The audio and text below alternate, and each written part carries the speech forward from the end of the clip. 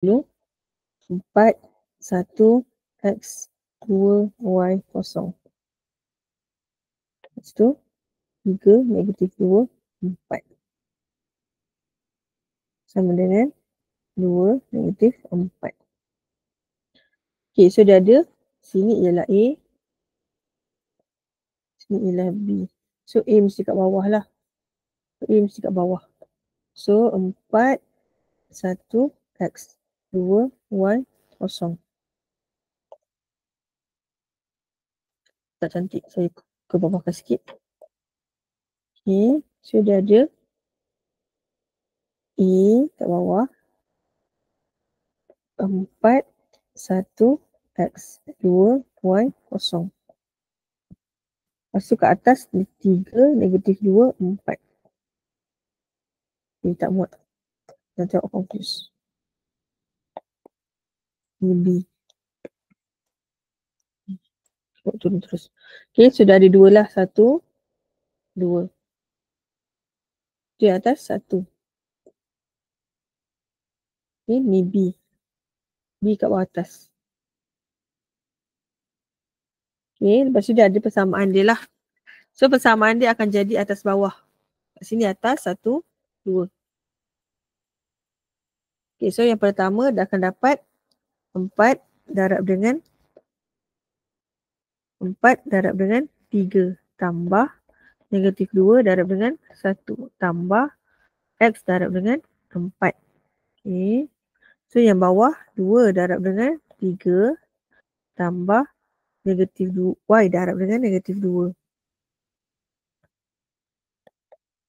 tambah 0 darab dengan 4. Okay.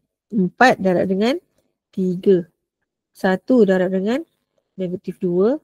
X sama dengan 4. X darab dengan 4. 2 darab dengan 3. Y darab dengan -2. 0 darab dengan 4. Okay, sama dengan 4 darab 3, 12. Tolak 2 tambah 4X. 6 tolak 2Y tambah 0. Okay, so bawa naik atas balik. 12 tolak 2 tambah 4X.